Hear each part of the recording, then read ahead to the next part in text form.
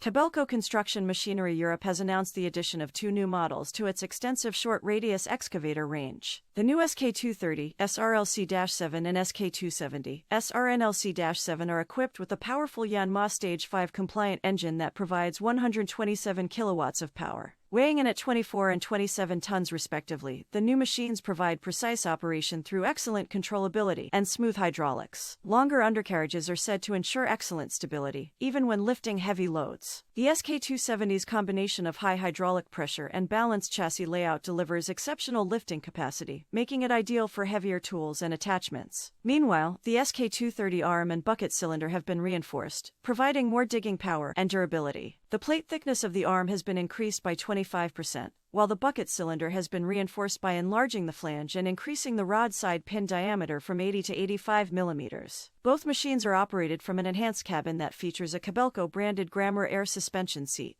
The cabin is also equipped with a DAB+ radio, Bluetooth and hands-free telephone. To improve visibility on the job site, particularly when operating during the darker winter months, the new units have also been equipped with 2 bright LED work lights. For more information, please visit www.kobelco-europe.com.